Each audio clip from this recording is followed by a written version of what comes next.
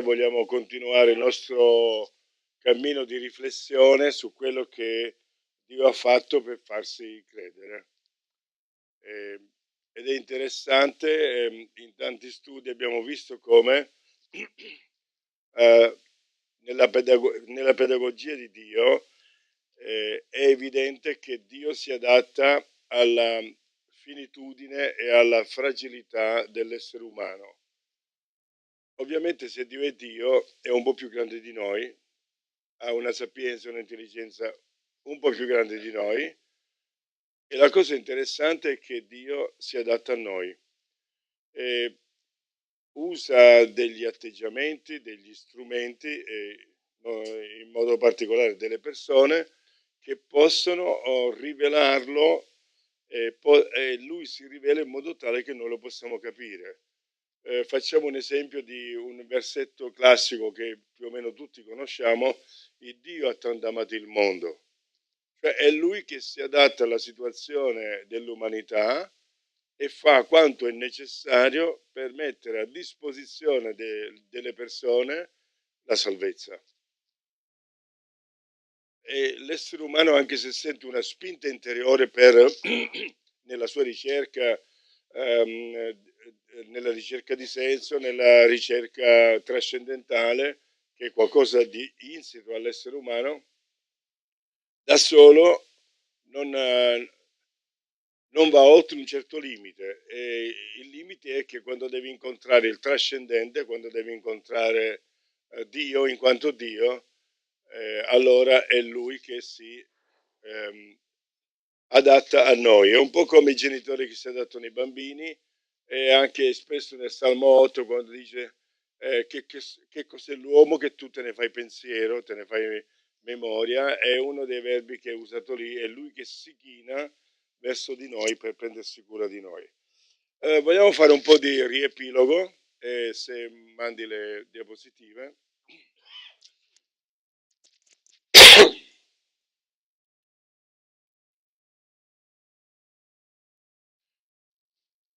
Abbiamo iniziato con lo spiegare che cos'è l'apologetica, e abbiamo visto l'apologetica documentaria per quanto riguarda i documenti che abbiamo, e abbiamo detto che dal punto di vista archeologico e anche letterario e documentario possiamo veramente fidarci di quello che noi consideriamo il nostro Antico Testamento. Poi abbiamo fatto un cammino nella storia biblica, come Dio si è fatto conoscere, abbiamo parlato di Mosè, e abbiamo visto che ci sono i segni dati prima di tutto a Mosè per fortificare, per, direi per concretizzare la fede di Mosè, per poter definire la fede di Mosè. Dio si rivela in modo personale e dopo quindi gli dà delle prove per lui stesso, e poi queste prove sarebbero servite sia per parlare al popolo di Israele, perché il popolo di Israele è come se avesse perduto memoria, nel senso che tanti si chiedevano: ma se c'era un Dio dove è andato a finire? Si è dimenticato di noi. Dopodiché quello che Mosè fa è invece di andare verso il faraone per chiedere che il popolo di Dio fosse lasciato libero di andare via, ma questo qui abbiamo visto per tanti motivi che non è stato possibile, nel senso che il faraone si è opposto finché non è arrivato al limite, anzi il Signore gli ha detto a Mosè: non ti preoccupare che prima o poi sarà lui a cacciarvi fuori, e così è avvenuto. Poi abbiamo parlato la volta scorsa anche di Giosuè, e abbiamo visto come il Signore all'inizio del ministero di un suo servitore o di suoi servitori permette dei segni speciali o degli avvenimenti speciali che confermano il fatto che il Signore sta guidando le cose in quella direzione. Abbiamo visto come il Signore stesso dice a Giosuè: io farò in modo che come hanno creduto a Mosè crederanno a te. Come è stato grande Mosè agli occhi del popolo, anche a te ti renderò grande affinché ovviamente il popolo avesse avuto una guida di cui si potevano fidare. E difatti il popolo gli dice, abbiamo detto l'altra volta, che noi speriamo, ecco lo dico a parole mie, noi speriamo che il Signore, come è stato con Mosè, adesso sia con te, e così diciamo c'è la continuità del progetto. Oggi noi parleremo invece di Gedeone. Le altre diapositive che avevamo dopo, ecco, questo qui era tutto il percorso che è stato più o meno è l'ipotesi del percorso dell'Esodo. Vai avanti ancora. Sì, questi li abbiamo visti, i vari segni, questi li abbiamo tutti analizzati. Vai ancora. Ecco qui se Dio attesta attraverso un prodigio la traversata del Giordano che fa parallelo al Mar Rosso. Difatti tante volte, come sono stato con Mosè, sarò con te. Vai ancora avanti. Quando si tratta della conquista della terra promessa, che è qualcosa che ho saltato la volta passata, la prima parte è conquistata con l'intervento diretto e ne abbiamo parlato nella presa di Gerico. Poi subito dopo la presa di Gerico c'è qualcosa di molto difficile all'interno del popolo. Risolto questo, il resto della conquista di Israele lo deve realizzare combattendo per fede, poiché Dio è con loro. Quindi la promessa è: come sono stato con Mosè e vi ha portato avanti tutti questi anni, sarò con voi. E ancora la lezione è vivere per fede sulla base dell'opera che Dio ha fatto nel passato. Anche in Giovanni 20 c'è qualcosa di questo genere, dove è detto che il Signore Gesù fece tanti miracoli, ma quello che è scritto è quello che è sufficiente perché noi possiamo credere.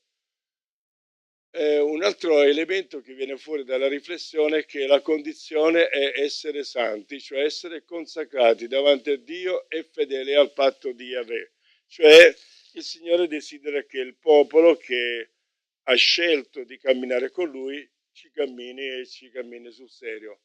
Un altro elemento è che quando Israele era nel peccato, cioè lontano da Dio, Israele come popolo diventavano come tutti gli altri. Quindi, e la cosa interessante è che nel libro del Deuteronomio viene detto nel capitolo 7-8 che il Signore sceglie Israele, non è che sono i migliori di tutti, proprio lo dice chiaro e tondo, non perché siete i più numerosi di tutti, ma vi ho scelto perché siete dei testimoni. Quindi no, essere testimone significa portare un messaggio a cui sei anche tu beneficiario, ma che attraverso di te il Signore vuole dare l'opportunità ad altri di avere lo stesso messaggio. Possiamo dire che Dio non è un egoista, non è uno che fa particolarità, ma la rivelazione sua è del benessere, di essere con Lui, di credere in Lui e le benedizioni di stare con Lui, ma anche il cammino che si può fare con Lui è a disposizione da tutti. Non è una questione soltanto che è iniziata con Gesù che manda i suoi discepoli e andate in tutto il mondo. Anche lì c'è una scelta di un popolo particolare, come ho detto poco fa, non numeroso, non il migliore di tutti, e difatti il Signore gli dice che è tondo, ma ti ho scelto per un obiettivo preciso. Andiamo avanti. All'inizio Dio agisce in maniera particolare per confermare il ministero di chi sta iniziando e, come abbiamo detto l'altra volta, come si sostituisce un uomo del registro e della portata di Mosè.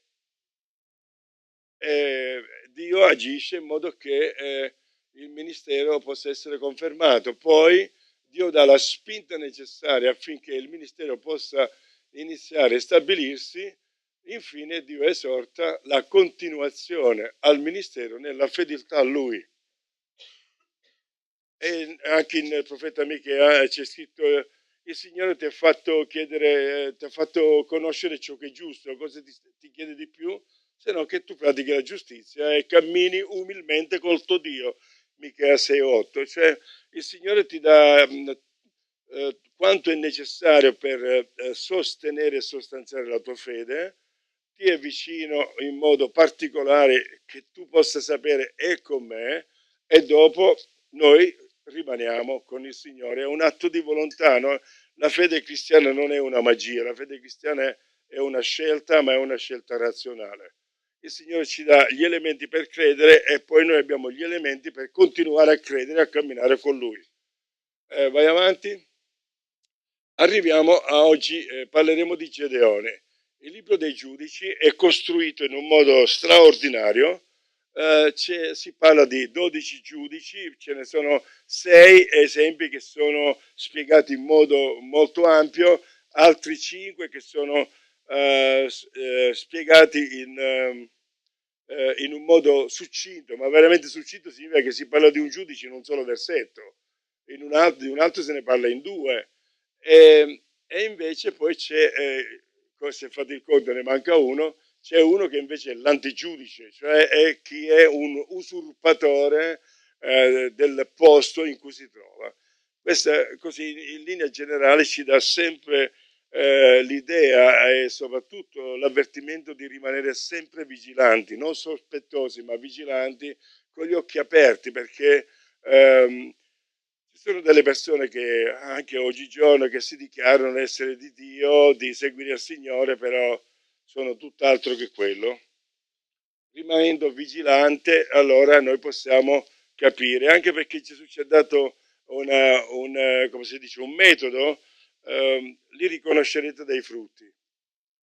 Ogni albero fa un tipo di frutto e quindi per noi vedere le persone, se abbiamo dei dubbi, basta osservare per un po' di tempo, essere vigilanti e capire con chi si ha a che fare e quindi scegliere dove andare. Nel libro dei giudici la costruzione è particolare perché ci sono appunto queste situazioni in cui c'è questa regola delle 5 R e si osserva che cosa? Che il popolo in quanto tale si ribella, cioè si allontana da Dio. Si ribella a Dio, quindi è qualcosa sempre in relazione a Dio. Dopodiché questa ribellione da che cosa è constatata? È constatata dal fatto che il popolo, in cambio di osservare le istruzioni di Dio, in cambio di camminare in modo degno del Signore che li ha chiamati, in cambio di avere un'etica, come si può dire, concreta, di rispetto, di amore per il prossimo, cominciano altri modi di fare e tutto questo porta alla rovina. La rovina è un tempo di dolori e di sofferenza, se vogliamo dire, ne vedremo oggi l'esempio di Gedeone, cioè della storia di Gedeone, poi c'è il ravvedimento, cioè il popolo che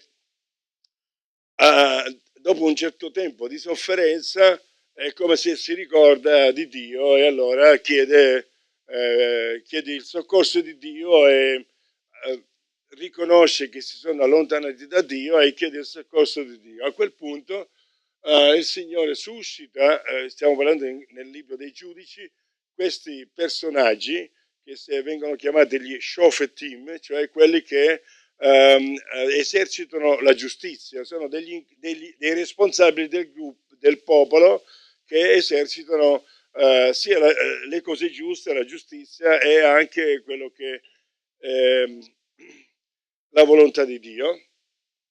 Dopo la restaurazione c'è un tempo di riposo. Ora, nel libro dei giudici ovviamente si mostra come con l'andare del tempo va aumentando la rovina e va diminuendo il riposo, perché la rivolta è anche, cioè l'allontanamento da Dio è qualcosa sempre più grande. Questa è anche una lezione per noi, cioè quando noi ci allontaniamo dai buoni principi, quello che proviamo è corruzione e più ci allontaniamo, più viviamo corruzione, più siamo un po' per i fatti nostri, parlo riguardo a Dio, e anche a livello di comportamento, di etica, di culto, di spiritualità, del dono di sé per il prossimo, più siamo vicini al Signore, più capiamo queste parole di vita e più siamo disposti a esercitarle. Quando siamo più lontani dal Signore, facciamo un po' come ci viene prima. Vediamo cosa c'è dopo, non mi ricordo più. Ecco, Gedeone. Adesso diamo così una sintesi e poi parliamo. Gedeone chiede dei segni a Dio perché non lo conosce, ha solo sentito parlare di lui, non sa chi è Dio. Allora, se andiamo nella Bibbia, prendiamo il capitolo 6 di Giudici. Anzi, è un'altra cosa che volevo dire. Abbiamo parlato della Bibbia in quanto testo dell'Antico Testamento e poi stiamo prendendo degli esempi per periodo. Il primo periodo è stato quello di Mosè, adesso poi c'è stato quello di Giosuè, adesso c'è quello dei giudici, dopodiché ci sarà da una parte la monarchia, ma la parola di Dio sarà annunciata tramite il profeta e noi poi la prossima lezione parleremo dei profeti. Quindi se leggiamo in Giudici capitolo 6, viene detto, ma i figli di Israele fecero ciò che è male agli occhi del Signore. Ovviamente teniamo conto che c'è una espressione lessicale che è quella dell'epoca, magari molto semplice per noi, ma è efficace e ci dice quello che è successo. Ha fatto male agli occhi del Signore e il Signore li diede nelle mani di Madian per 7 anni. Quindi c'è un popolo che, se guardate la cartina della Palestina alla destra, quindi alla destra del Giordano, che è un popolo che aggredisce, attacca Israele. La mano di Madian fu potente contro Israele e per la paura dei Madianiti i figli di Israele si fecero quelle grotte che sono nei monti, delle caverne e dei forti. Quando Israele aveva seminato, i Madianiti con gli Amalechiti e con i popoli dell'Oriente salivano contro di lui, si accampavano contro gli Israeliti, distruggevano tutti i prodotti del paese fino a Gaza, quindi arrivavano fino a mare dall'altra parte, quindi venivano da est, dal Medio Oriente, e arrivavano fino al Mediterraneo e non lasciavano in Israele né viveri, né pecore, né buoi, né asini, infatti salivano con le loro greggi e con le loro tende e arrivavano come una moltitudine di cavallette essi, e i loro cammelli erano innumerevoli e venivano nel paese per devastarlo. Israele dunque fu ridotto in grande miseria a causa di Madian e i figli di Israele gridarono al Signore. Ecco la seconda R. Quindi la situazione era questa, c'erano proprio questi popoli predatori che si alleavano. Ora, se vedete la carta geografica, la zona dove è situata la ecco qua, la zona dove è situata questa scena, abbiamo qui il Mar Morto da una parte e il Mar di Kinneret, il lago di Kinneret dall'altra parte, quindi se noi lo vediamo in verticale è così. Che significa? Che siamo proprio in questa zona dove c'è Zabulon, Manasse, Nefittali e Asher, che sono delle tribù che sono proprio a nord qui, e tutte queste zone sono tutte delle zone fertili. Sì, se lo guardi, ecco qua, queste sono tutte delle zone molto fertili.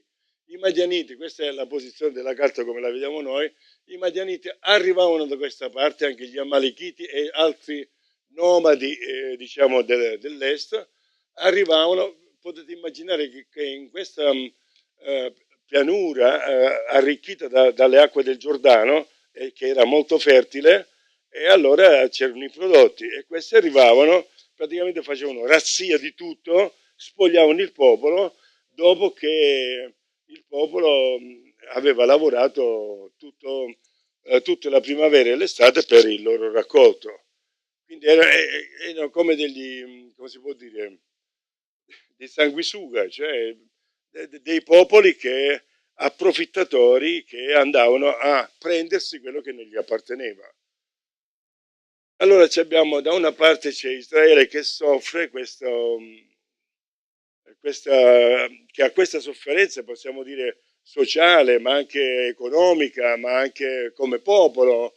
Vi immaginate che voi avete le vostre, come si può dire, i vostri alimenti a casa, le vostre riserve, e arriva qualcuno perché sa che siete andati al supermercato e viene a togliere tutto, ma non una volta, qua sono 7 anni, sono 7 raccolti, perché il raccolto è annuale, non è che per chi conosce un po' l'agricoltura, il grano non è come le serre che fai 3 produzioni in un anno, io so, vengono pure dalle serre, ma il grano si semina una volta l'anno e una volta l'anno c'è il raccolto, dopodiché non c'è niente. Per cui potete immaginare come per il popolo di Israele poi c'è il languore, c'è la miseria, e finché la sofferenza arriva a punto tale che loro finalmente si rivolgono a Dio per chiedere aiuto. Mi permetto di fare una piccola riflessione: non c'è bisogno di avere i madianiti appresso, ma ognuno di noi si è avvicinato a Dio quando ha avuto bisogno, perché noi siamo fatti così: finché ce la possiamo fare ad andare avanti, andiamo avanti da soli, andiamo avanti anche perché abbiamo delle risorse. Cioè, non pensate che noi siamo delle persone che non abbiamo niente, noi a livello fisico, mentale, emozionale, ma anche economico, ognuno di noi ha la propria situazione, c'è chi di più, chi di meno, abbiamo delle risorse. La prima chiamata, direi, la prima spinta che sentiamo è quella di risolvere il problema con le nostre mani, di farcela da soli. Quindi per loro il pensiero di Dio era qualcosa un po' lontano.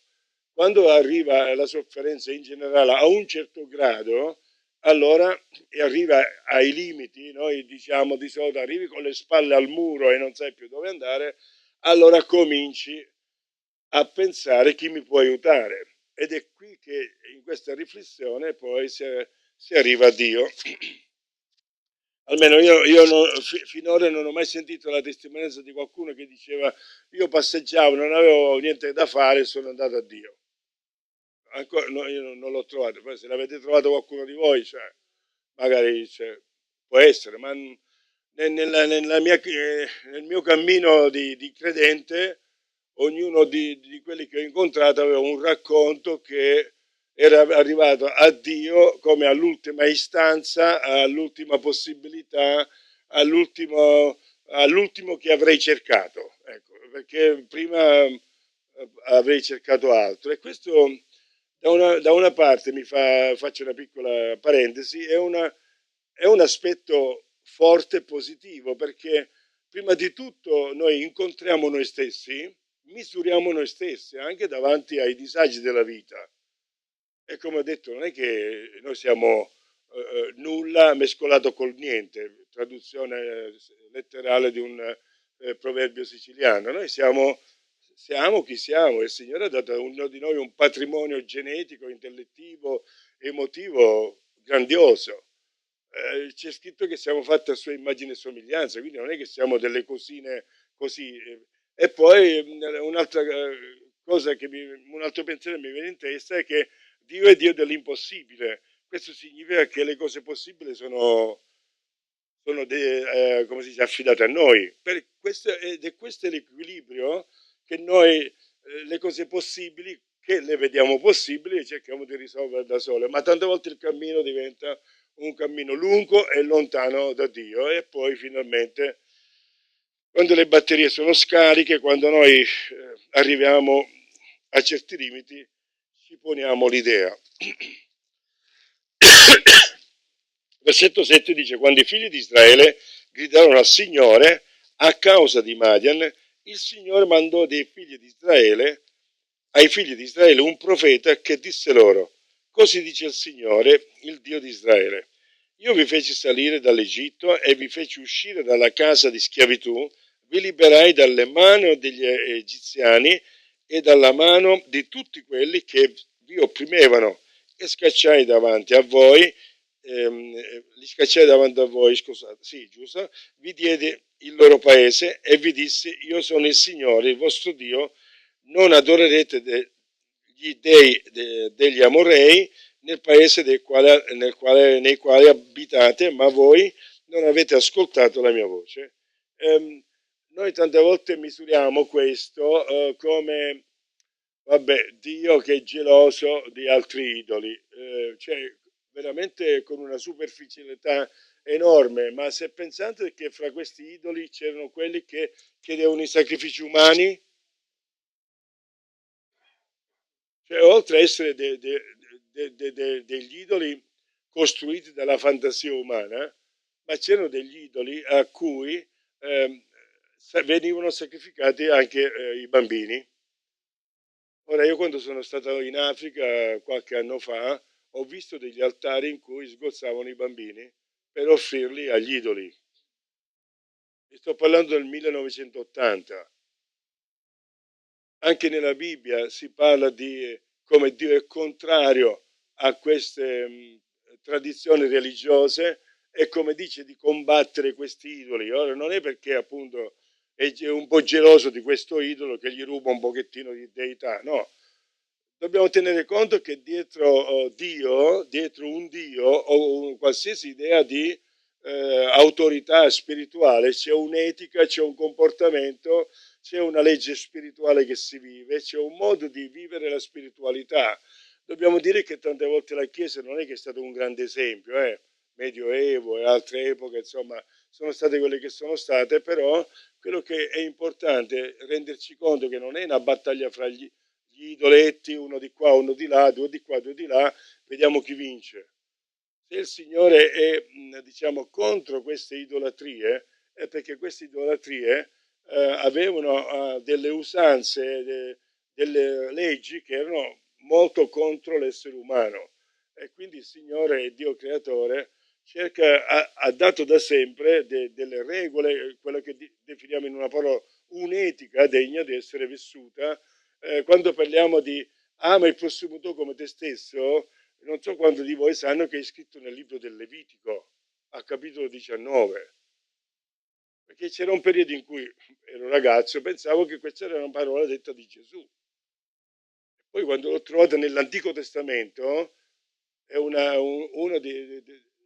versetto scritto da Mosè, la cosa mi ha svegliato, cioè Dio da sempre ha voluto questo amore reciproco, questo rispetto reciproco per sé e per gli altri, da sempre ha voluto tante altre cose che abbiamo detto qui in chiesa, però col tempo si sono sempre dimenticate e mi è venuta sempre l'idea, Gesù è venuto a ricordare quello che le persone di Israele e di altri hanno dimenticato per venire a dire guardate che la base è proprio questa, amare Dio e amare il prossimo come se stessi. Quindi cioè, ho voluto fare questa osservazione perché tante volte sembrano vabbè, dei pupazzetti che si lottano contro di loro, no?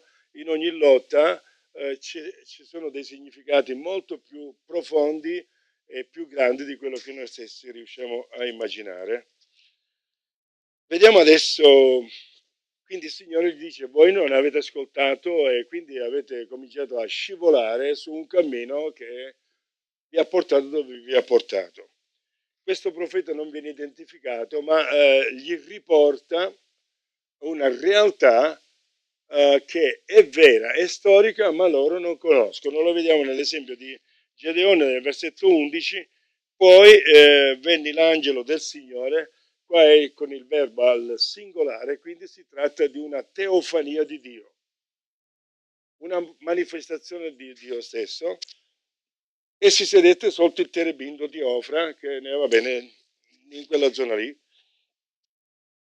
che apparteneva a Gioas, a Biziarita, e Gedeone, figlio di Gioas, trebbiava il grano nello strettoio per nasconderlo ai Madianiti. Voi lo sapete a cosa serve lo strettoio?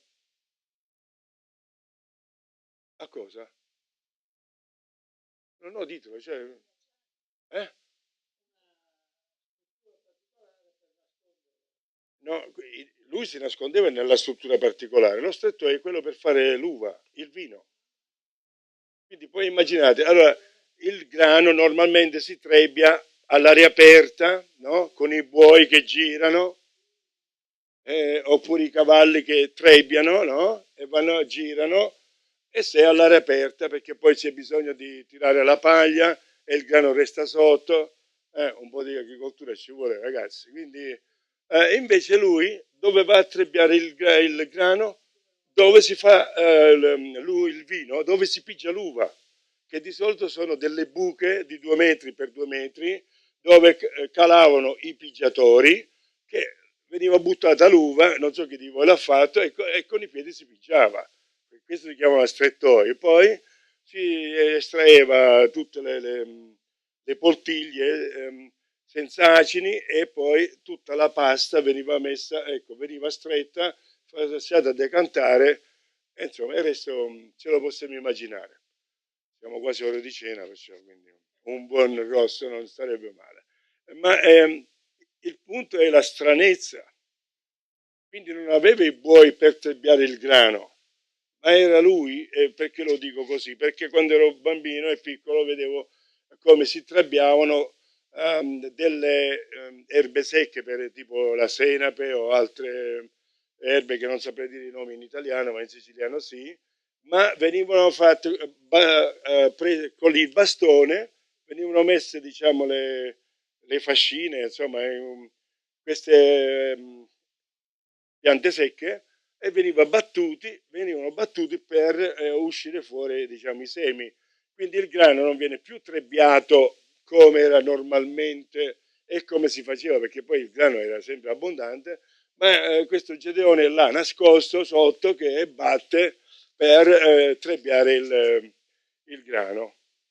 Insomma, ci sarà voluto un po' di tempo, ma almeno il mangiare per la famiglia lo faceva. Ed è lì, proprio in questo posto strano, in questo posto che viene usato per un'altra cosa di quello per cui era costruito, che appare il Signore. Cioè, potete immaginarvi, io sono un po' colorito nella mia mente, potete immaginarvi questo Gedeone che dice: a causa di questi, guarda un po' cosa ci tocca fare, attrebbiare questo grano. E non so se era arrabbiato, se era io, se mi medesimo io lì, avevo i miei sentimenti, ma non so quali erano i sentimenti di Gedeone. Leggiamo il testo, che almeno lo seguiamo, e ci dice qualcosa. Lì si presenta l'angelo del Signore, versetto 12, e l'angelo del Signore gli apparve e gli disse: il Signore è con te, o uomo forte e valoroso. Proprio lì, in quel posto, nel posto dove si fanno altre cose, nel posto che non era quello adatto, nel posto in cui sto lavorando la mia sofferenza. E lui, Gedeone, è una persona integra e anche onesta, e dice: ahimè, mio signore, gli rispose, ahimè, se il Signore è con noi, perché ci è accaduto tutto questo? Sono le domande esistenziali di ogni persona. Dove sono tutte quelle meraviglie che i nostri padri ci hanno narrate dicendo: il Signore non ci ha forse fatti uscire dall'Egitto? Ora pensate un po' la pedagogia di Dio. Arriva il profeta che gli dice: oh, guardate che c'è Dio, quello che ha fatto queste cose. Sembra silenzio assoluto, ed è una fase di preparazione a questo momento per Gedeone, che ha sentito queste cose, e lui dice: ma si dicono queste cose di Dio, ma questo Dio dove è andato a finire? E ce l'aveva proprio davanti. Ma ora il Signore ci ha abbandonati, questa è la conclusione di Gedeone, e ci ha dati nelle mani di Madian. Allora il Signore si rivolse a lui e gli disse: vai con questa tua forza e salva Israele dalla mano dei Madian. Non sono io che ti mando? Mettetevi nei panni di Gedeone. Cioè, mi viene veramente da sorridere, perché gli dice: vai con questa, e nell'ebraico è proprio sottolineato, vai proprio con la forza che hai adesso, con questa qui, non andare a cercare altro. Hai una forza, e beh, uno di tu stava battendo il grano, quindi forza ce n'aveva sicuramente, e gli dice: uomo forte e valoroso. Vabbè, ci sta, era uno bello baraccato, poi lo vediamo più tardi. E allora, con la forza che c'hai, vai a liberare Israele. Perché vi dico queste cose? Quando noi vediamo le reazioni delle persone che sono descritte nella Bibbia, sono delle persone umane come noi. E egli rispose: ah, Signore mio, con che salverò Israele? Quindi non è che dice no, non lo voglio fare, magari, diremmo noi, magari Dio. Ecco, la mia famiglia è la più povera di Manasse e io sono il più piccolo nella casa di mio padre. Quindi due elementi particolari, due elementi che ti dicono chi sono. La mia famiglia, in quanto, come si dice, casato, è la più povera di Manasse, e Manasse non era una piccola tribù. Se vi ricordate nella carta che abbiamo visto, Manasse è una tribù enorme, quasi metà del territorio lo prendono solo loro perché si situa metà di tribù alla destra del Giordano e metà di tribù alla sinistra del Giordano. E più o meno sì, tutto il territorio percorso da quelle linee verde e blu è tutto il percorso di Manasse, a destra e a sinistra.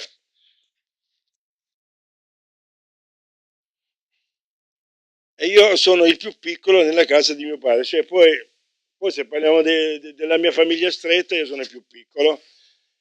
Il Signore gli disse, io sarò con te e tu sconfiggerai i Madianiti come se fossero un solo uomo. E questa parola come fossero un solo uomo l'abbiamo già sentito dire. Il Signore porta le realtà a una semplificazione totale, uno a uno. Quando si tratta del faraone, c'è uno che si crede Dio e c'è Dio che attraverso Mosè, perché quello è uomo e si crede Dio. Mosè è uomo e si crede un uomo poco interessante perché lui balbetta, ma rappresenta un Dio. Quindi sempre uno a uno. Cioè ci mette le cose nell'ordine della possibilità, nell'ordine delle cose che possono accadere.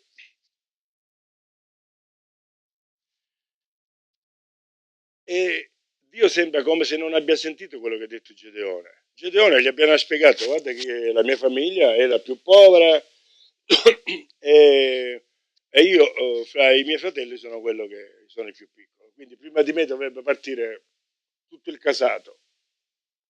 E il Signore invece torna, io sarò con te e tu sconfiggerai i Madianiti, come se fossero un solo uomo.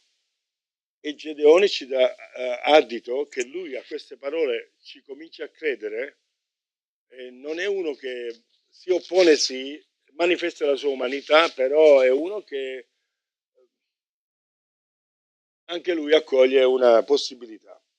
E lui dice, se ho trovato grazia agli occhi tuoi, dammi un segno che sei proprio tu che mi parli. Ti prego, non te ne andare di qui prima che io torni da te e ti porti la mia offerta a te e te la metta davanti. E il Signore disse, aspetterò finché torni. Il primo segno è la presenza. Noi quando parliamo di segni parliamo subito del panno bagnato o il panno asciutto. Il primo segno è qui. Io andrò e vado a preparare, se tu dici di essere chi sei, vado a preparare ciò che è adatto a te, alla riconoscenza di chi sei, e così mi aspetti. E il Signore dice, ti aspetto. Ecco, questo è il primo segno, il segno della presenza, il segno, come ho detto poco fa, della pedagogia di Dio. Cosa ha detto Gesù a Natanaele? Quando Filippo ti parlava, io già sapevo chi eri, ti vedevo, sapevo. Cioè, vediamo come il Signore accompagna l'umanità di Gedeone e lo aspetta, perché se leggete il testo lì, lui è andato a casa sua, ha fatto un agnello arrosto che non ci vuole 15 minuti, non c'era manca la pentola a pressione, il microonde, cioè è passato un po' di tempo perché ha dovuto accendere il carbone, scannare l'agnello, quello che sia, e poi ha fatto pure il brodo, dice qua, e si è portato la pentola con il capretto, cioè l'agnello che era stato cucinato. E meraviglia delle meraviglie, torna sotto questa quercia di Ofra e lo trova là. E già è qualcosa di veramente, come possiamo dire, sconvolgente, benevolmente sconvolgente. Quindi l'angelo di Dio poi gli dice: prendi la carne e le focacce azime, mettile su questa roccia e versavi su il brodo. Egli fece così, allora l'angelo del Signore stese la punta del bastone che aveva in mano e toccò la carne e le focacce azime, e dalla roccia uscì un fuoco che consumò la carne e le focacce azime, e l'angelo del Signore scomparve dalla sua vista.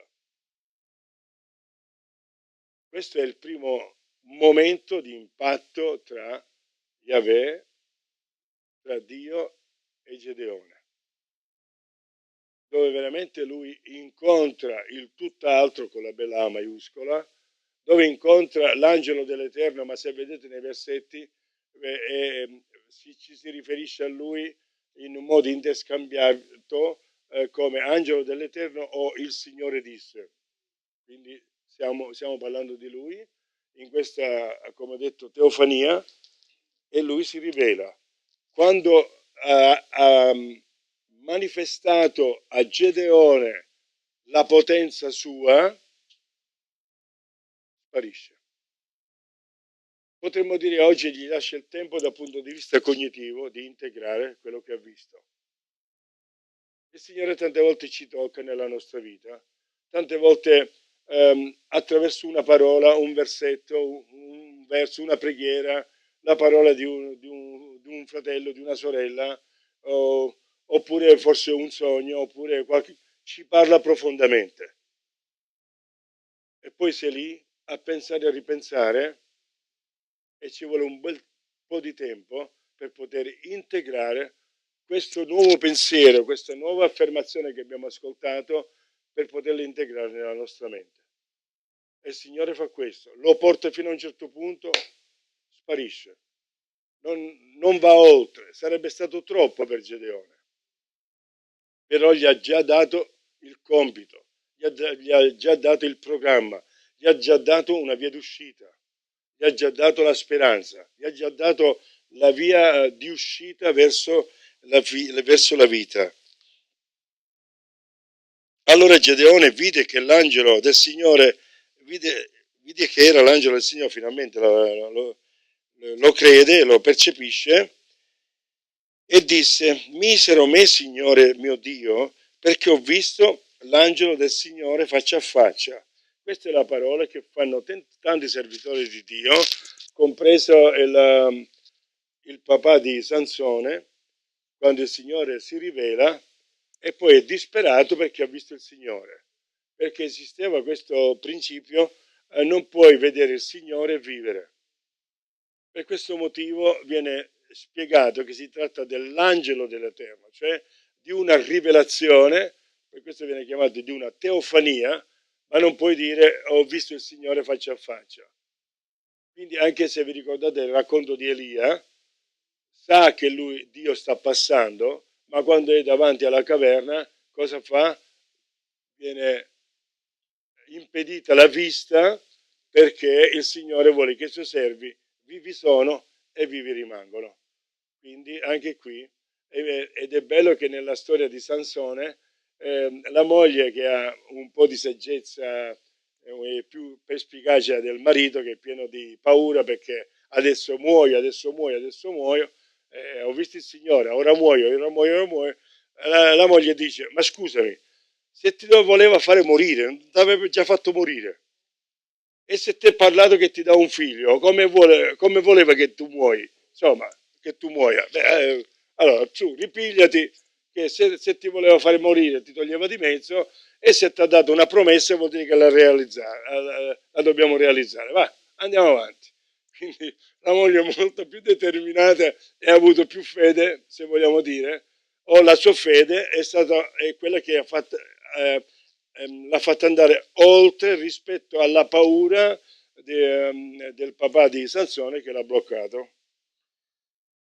Quindi anche Gedeone si trova nella stessa situazione, e il Signore qua invece è lui di persona che lo rassicura: stai in pace, non temere, non morirai. Allora Gedeone costruì un altare al Signore e lo chiamò Signore pace, cioè Yahweh Shalom, oppure detto nell'ebraico tradizionale Adonai Shalom. Esso esiste ancora al giorno d'oggi a Ofra degli Abizeriti. La cosa interessante è che quando c'è un vero incontro con il Signore hai voglia di adorarlo. Ti viene spontaneo andare verso l'adorazione.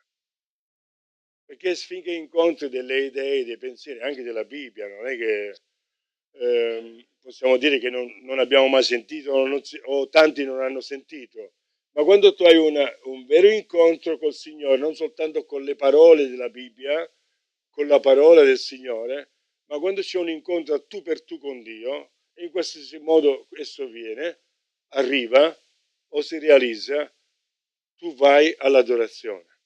Perché ti rendi conto? Perché in quel momento c'è la percezione di con chi hai a che fare. È come se voi incontrate il Presidente della Repubblica e lo incontrate per strada e per voi è un uomo come tutti gli altri. Beh, rassomiglia. Io ne ho incontrati gente rassomiglia e finché rassomiglia sei uno come tutti gli altri. Quando finalmente capisci che era lui, è quasi che ti inquadri nella giusta distanza di chi sei. E così è per noi. Finché, vabbè, Dio, si parla di Dio come se fosse una cosa comune, una cosa, sì, che fa parte della vita, però, ma quando c'è quell'incontro particolare che ognuno di noi sa cosa è avvenuto, lì parte l'adorazione. E questo è un buon segno. Cioè Gedeone è pieno zeppo di dubbi, Gedeone è pieno di paure. Gedeone, nonostante tutto quello che vede, poi vediamo, lui è ancora bloccato e paralizzato. Però sa che ha incontrato la presenza di Dio, sa che ha incontrato Dio, la prima cosa che può fare è adorarlo. Poi tutti gli altri interrogativi vediamo se trovano risposta. Non so se mi sono spiegato.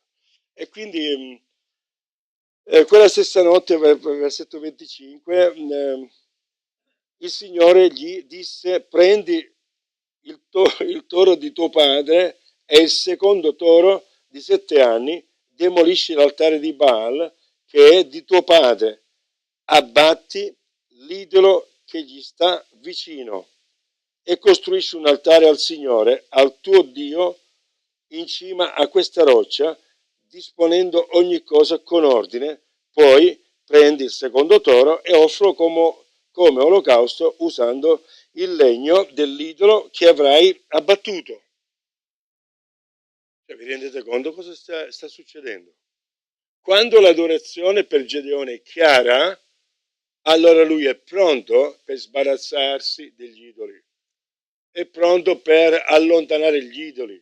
Soltanto che questo qua è l'idolo, lui è il più piccolo della casa di suo padre, quindi c'è il più piccolo che deve andare a spostare, a smantellare, cosa ho fatto vedere? A smantellare praticamente questo monumento, questo sappiamo come la fa, insomma è una cosa che per prendere un bue per trascinarlo non era leggero, era enorme, era grosso.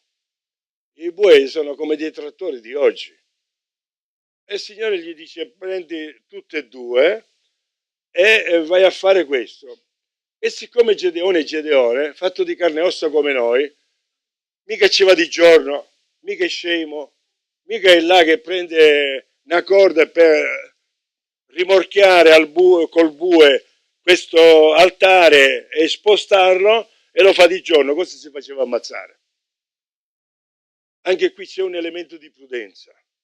Siate semplici come le colombi e siate prudenti come i serpenti. Capire e discernere i momenti. Ci sono momenti in cui puoi andare molto forte, ci sono momenti in cui devi avere tutta la prudenza, tutto quello che puoi pensare. E lui a una certa ora della notte fa questo lavoro. E il legno, smantellando quell'altare, ce l'ha, lo accende e sacrifica l'altro toro al Signore. Fa un olocausto. L'olocausto era per l'espiazione dei peccati. Quindi in poche parole lui sta facendo un lavoro sacerdotale che era già indetto nell'Antico Testamento, dalla legge di Mosè, che abbiamo un po' abbozzato, e lui praticamente esercita la volontà di Dio e si mette in linea con la volontà di Dio. L'indomani potete immaginare, è uno shock, perché il padre che esce dalla casa sua e c'ha sempre il suo idolo, stavolta non lo trova. E per Gedeone non è che sono momenti simpatici. Difatti fanno un'indagine. Chi è stato a spostare l'altare di Baal? Ora Baal era il dio della fertilità. Quindi potete immaginare per degli uomini togliere la consacrazione di Baal, togliere il dio della fertilità.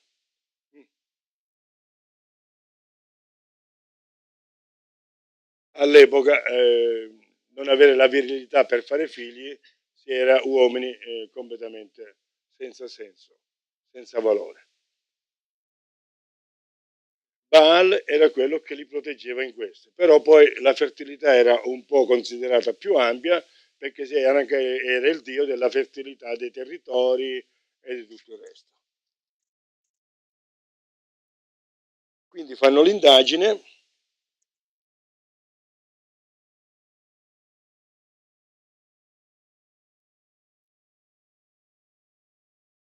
Il secondo toro era offerto in olocausto sull'altare che era stato costruito, siamo al versetto 29.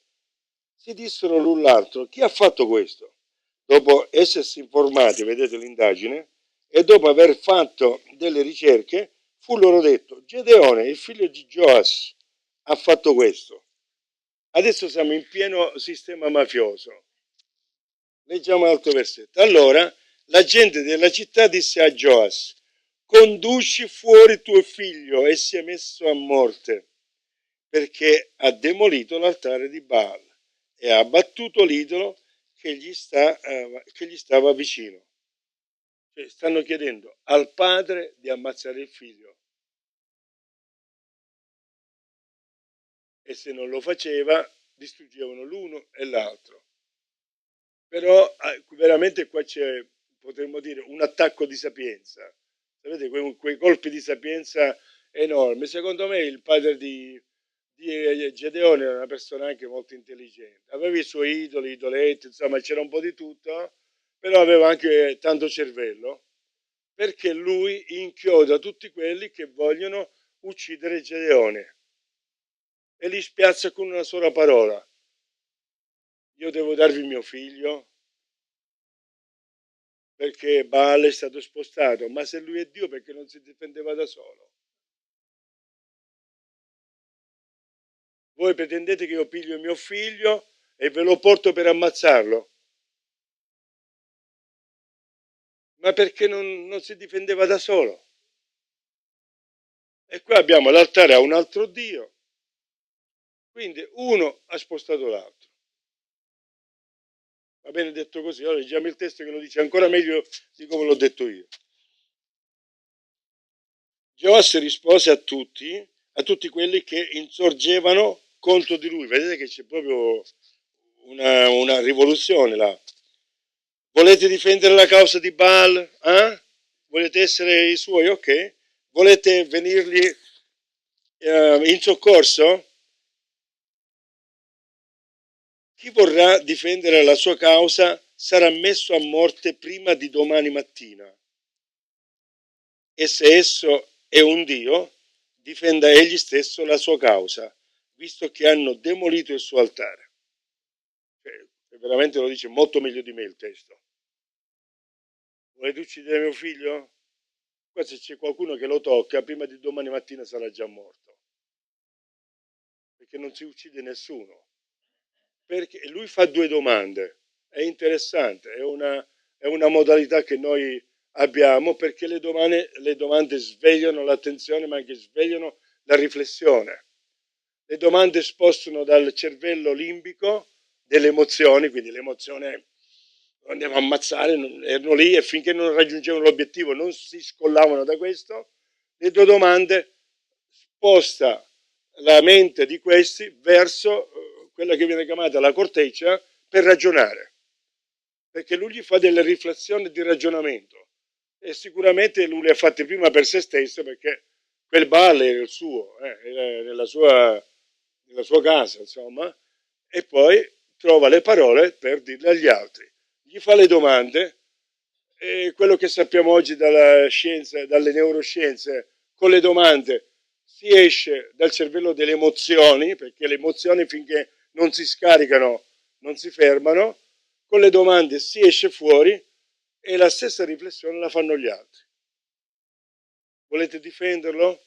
E come mai non si è difeso lui che Dio? E allora lì loro si calmano e non ci sarà una carneficina. Dopodiché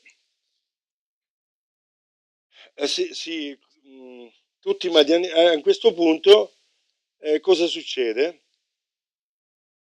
Perciò quel giorno cambiano il nome di Gedeone e lo chiamano Jerubbaal, che significa difenda Baal la sua causa.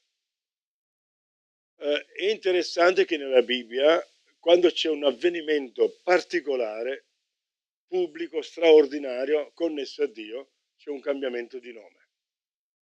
E qua c'è il nome cambiato.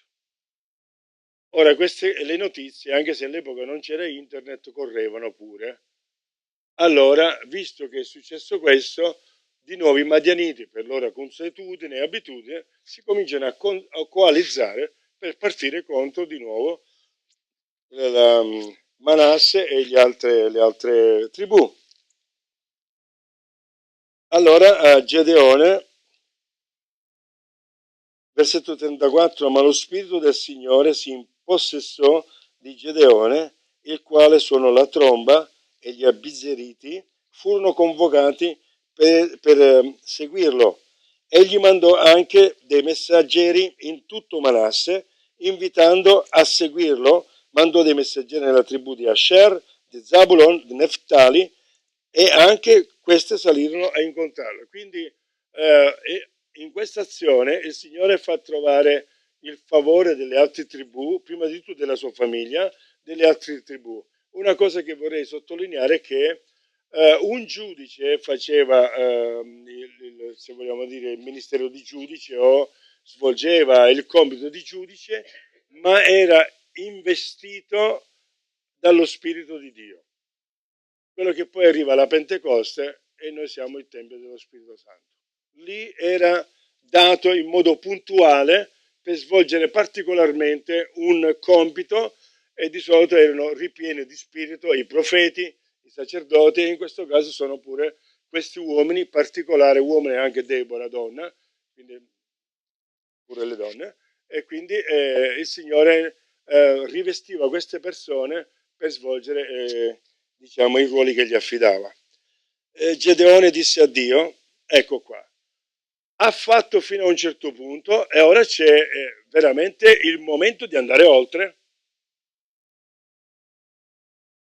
E quando si deve andare oltre, quando si deve salire uno scalino o quando dovete salire un piano, cosa bisogna fare? Ci vuole forza, ci vuole certezza.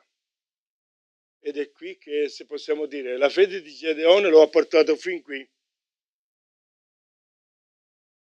Lei ha suonato la tromba, sono tutti là, e ora? Mi ricordo che quando ero ragazzino, alla scuola media, c'erano qualcuno di voi sicuramente sa, pure l'autore, della favoletta, la favola Il pauroso impaurisce. Non so di chi era, se era Esopo, so. Uno di questi, non so di chi è, ok? Assolutamente. Comunque l'ho letta, Il pauroso impaurisce era praticamente che c'era un lago in cui c'erano le rane che si stavano prendendo il sole e c'erano le lepri anche intorno allo stagno che insomma mangiavano l'erba e insomma ogni tanto forse bevevano. A un certo punto una rana forse aveva troppo caldo e si tuffa. Questo rumore, che non era seguito dagli altri, praticamente si contagia e scappano tutte le rane e si buttano dentro lo stagno e le lepri scappano tutte via. Non so se ve la ricordate, ma probabilmente era un lavoretto per noi della nostra epoca, molto tempo fa. Ecco, il pauroso impaurisce. E allora possiamo dire che l'incoraggiato incoraggia? E questo è il principio. Gedeone si trova davanti a qualcosa di molto grande. Ha bisogno di certezze e le certezze ci danno coraggio. E a chi le può chiedere le certezze? All'unico che gliele può dare. All'unico che gli ha dato le certezze finora per poterlo fare andare avanti. E lui usa il suo metodo, se vogliamo dire, usa il suo modo di fare. E come abbiamo detto, il Signore si adatta alla finitudine umana, si adatta agli esseri umani. E qui ancora una volta Gedeone comincia a chiedere dei segni perché la sua fede adesso è un po' traballante, o potremmo dire non è così sufficiente da fargli fare lo stacco per andare avanti. E allora chiede il famoso, come si chiama? Il famoso segno della stoffa, del vello, pezzo di lana, non si sa quello, cioè, quello che era, dove dice, bene, facciamo una cosa, ti chiedo un segno, ecco qua.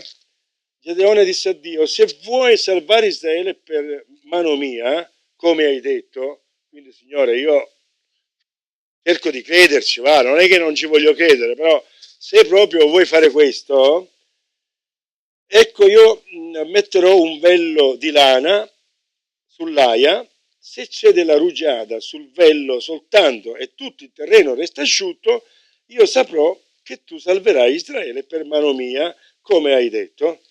E così avvenne. Quindi lui cerca ancora una prova, perché questa prova l'avrebbe portata a un livello di forza, potremmo dire, di coraggio maggiore di dove si trovava. E siccome il Signore gli ha dato la prova, adesso lui chiede la controprova, ma comincia ad avere un pochettino di paura, perché comincia a sapere che sta un po' esagerando, ma ciò nonostante lo fa. Perché lo fa secondo voi? Eh? Parla più forte. Eh?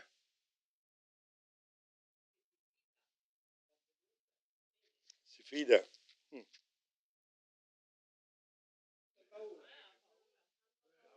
No, secondo me perché si fida? Perché lui ha avuto paura, ho visto il Signore, adesso muoio. E il Signore non l'ha fatto morire. Ha capito che ci può parlare, ha capito che può essere se stesso, ha capito che può espandere se stesso davanti al Signore, ha capito che il Signore fino adesso l'ha accompagnato. Sa che già dovrebbe essere sufficiente, ma per lui ancora non è sufficiente. E quindi cosa fa?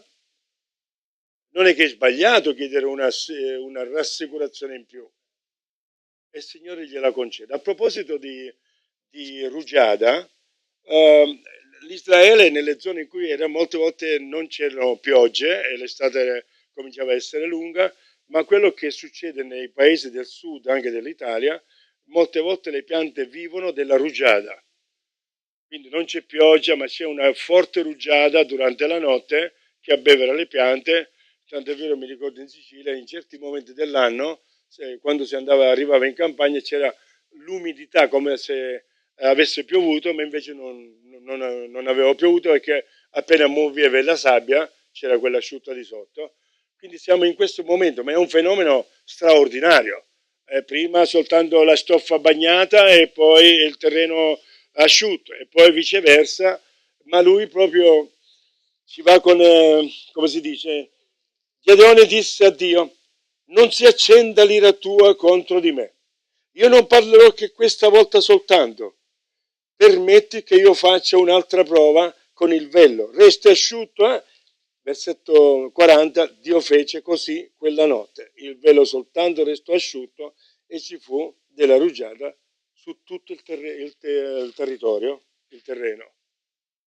Il Signore non gli dice niente. Il Signore non gli dice, ma come ti permetti? Ma che non ti basta quello che ho fatto? Eh? No. Però il Signore ha le sue misure. Dopo il primo segno, il primo era quello che fa, mi aspetti, cioè me la garantisci la tua presenza? E Signore, tranquillo, la tua presenza c'è. C'era prima pure. Poi primo segno, secondo segno, il terzo è un antisegno. Da questo momento in poi è il Signore che sta cominciando a testare Gedeone. Quando lui è pronto, allora il Signore lavora perché sia veramente pronto, ma a una misura diversa.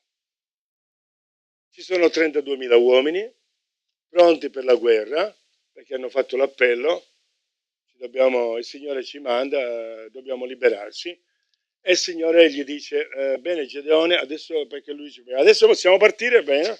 Bene Gedeone, guarda che sono troppi, perché poi quando voi vincete direte che avete vinto voi e vi dimenticate di me. Allora digli a tutti quanti che chi ha paura, chi ha qualche difficoltà, se ne torni a casa. Ora vi immaginate voi che ha 32.000 persone e in un colpo se ne ritirano 22.000. Fate le proporzioni. Se avete uno stadio pieno e 2/3 dello stadio, via, se ne vanno. Lui è sicuro, è certo del Signore. E le forze umane? Perché si pensa in modo umano. E il Signore gli dice ancora, sono troppi. Come sono troppi? Sono troppi.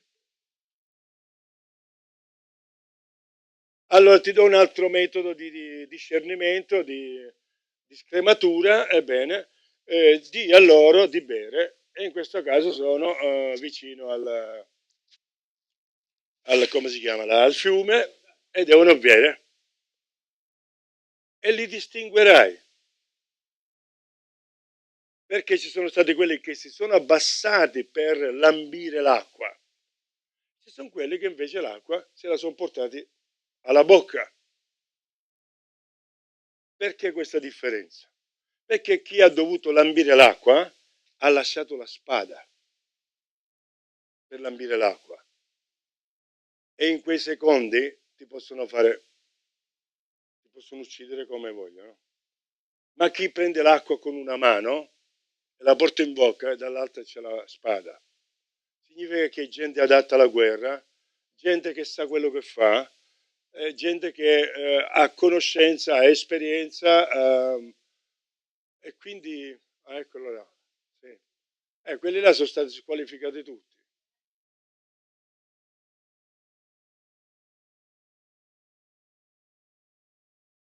Ecco la differenza.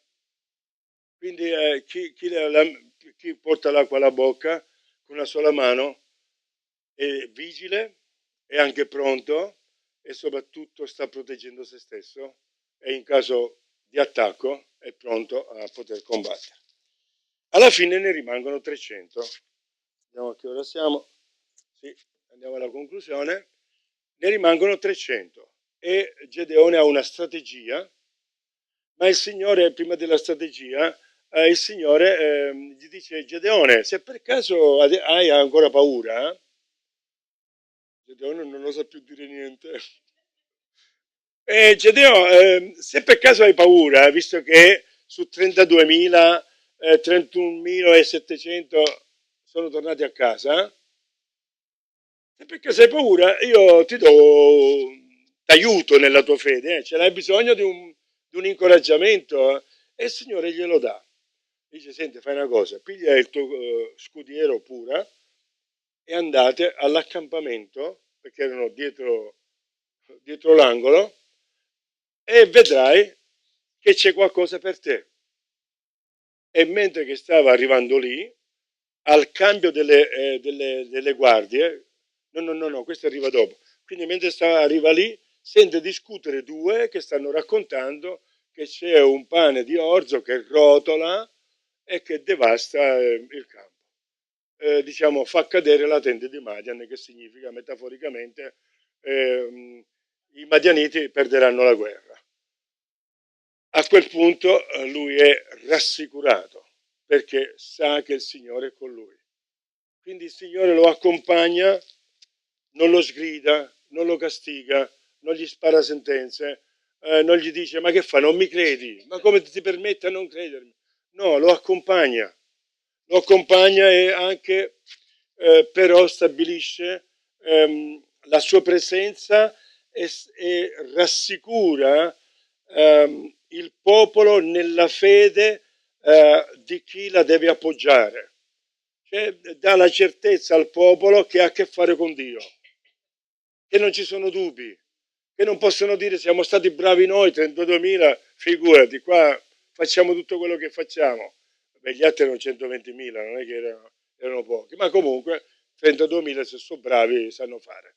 Quindi il Signore garantisce sia il cammino del popolo per fargli capire chi è Lui e con chi hanno a che fare, rafforza ulteriormente Gedeone perché una volta che le forze militari sono ridotte, penso che il cuore gli cominciava a tremare e poi hanno una strategia che non è fatta né di spade né di lance, è una strategia fatta di trombe, di vasi di terra, aspetta che c'è un'altra cosa, le brocche e le fiaccole, trombe, broccole e fiaccole. Praticamente si dividono in 3 gruppi di 100 persone.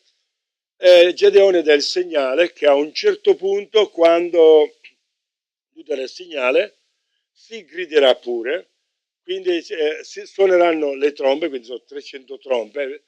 Pensate nel cuore della notte, 300 trombe che suonano a pieno fiato, 300 brocche che vengono spaccate contemporaneamente, ci fa ricordare Gerico, no?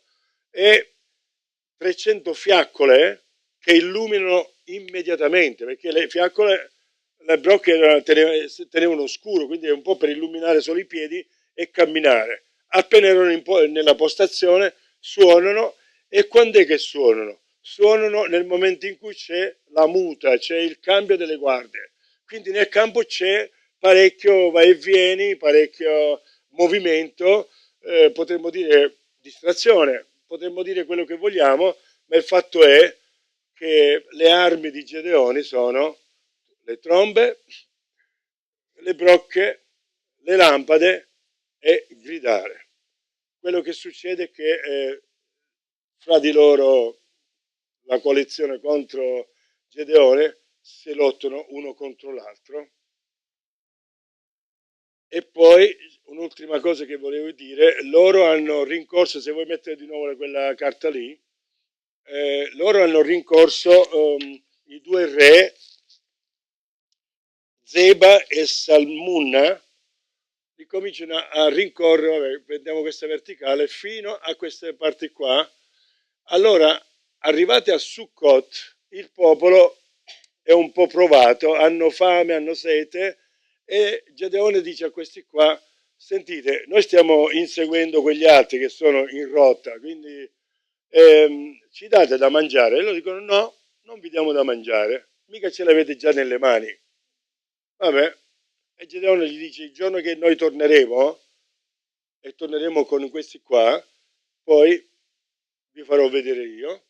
E poi arriva a Penuel qua, stessa cosa, gli rifiutano aiuti, gli rifiutano i viveri e loro proseguono. Una volta che li hanno presi poi ritornano e è veramente una cosa molto etica. Quello che fa Gedeone è che chiede a un ragazzo di Penuel chi erano i responsabili di questa gente, perché il popolo non ne ha colpa, perché se i responsabili dicevano diamogli da mangiare, loro gliel'avrebbero dato, ma i responsabili decidono altro e quindi qui, come dice la scrittura, chi ha più responsabilità stia attento a come gestisce le responsabilità. E quindi questo ragazzino gli fa i nomi, sono 77 nomi, gli è convenuto fare i nomi, perché questi sono i vincenti che tornano, e i vincenti che tornano hanno diritto di vita e di morte sui vinti, potremmo dire, no? E quindi Gedeone va a punire soltanto le persone che gli hanno negato i viveri e gli aiuti. Poi, quando si tratta di questi due re, di Zeba e Salmunna, gli dice questo qui: come erano gli uomini che avete ucciso sul Tabor? Tabor era un monte di adorazione un po' a sinistra del Giordano, e questi qua, quando sono arrivati con le loro, come si dice, con i loro guerrieri, hanno ammazzato questi innocenti a sangue freddo, perché cioè, erano contadini che stavano lavorando, stavano raccogliendo, e questi li hanno ammazzati a sangue freddo. E lui gli dice: se voi non li aveste ammazzati, io oggi vi lascerei liberi. Voi siete colpevoli di sangue innocente. Perché lui gli dice: come erano gli uomini che avete ucciso? E questi gli dicono: come sei tu, valorosi. È come per dire: e allora perché li avete ammazzato? Non vi hanno fatto nulla. Ebbene, l'epoca era quella che era. Gedeone li giustizia, si dice così. E un piccolo particolare: lui chiede al figlio di fare questo atto di giustizia, e lui è un ragazzo e non c'ha la forza di farlo. Gedeone non si arrabbia con il ragazzino, con il ragazzo, non gli dice: ma tu che uomo sei? Un siciliano gliel'avrebbe detto. Gedeone no. Gedeone capisce che per il suo figlio è qualcosa di tremendamente forte da dover, diciamo, attuare. E allora Zeba, sì, ho detto bene, e Salmunna gli dicono: tu che sei valoroso, fai tu quello che c'è da fare, e lui lo fa. Quindi, anche se ci sono tante cose che ovviamente per la nostra mentalità del 2026, per la cultura che portiamo avanti, per tante cose che oggi si possono vedere diversamente, c'è da dire che quest'uomo è veramente una persona che ha una grande etica, e l'etica viene dal Dio in cui crede. Tante volte quello che ho visto nelle chiese tra i cristiani è una disarmonia, un disaccordo tra ciò che si crede e tra l'etica che si pratica. E siccome una struttura etica si forma dai valori assoluti che crediamo, quindi nel sistema etico biblico c'è Dio, i valori, e poi tutte le varie leggi, regole, istruzioni, fino ad arrivare a noi come individui che pratichiamo. Quando c'è una dissonanza nell'etica fra ciò che Dio ci comanda, ci insegna, e quello che noi facciamo, c'è veramente un problema. E in cambio di praticare la giustizia si perde, la giustizia non è più praticata. Questo ci deve far capire perché viviamo in nazioni che hanno un grande retaggio, possiamo dire, di tradizione cristiana, ma che tante volte l'etica lascia molto, virgola, molto, molto a desiderare. Come tante volte le persone dicono: bah, spero che facciano giustizia, ma ci credo poco. Quindi, detto ciò, abbiamo concluso. La prossima volta parleremo un po' di come il Signore accompagna il suo popolo attraverso i profeti, e la differenza che c'è fra lui come Dio e gli idoli, perché anche lì c'è un confronto di come si comportano gli idoli e di come, sì, più o meno avremo questi testi. Se volete farvi la foto ci mediteremo di sopra, e da come si comporta lui come Dio e come si comporta invece gli idoli che le persone invece si fabbricano. Questo è tutto, quindi il Signore vi benedica e buona serata.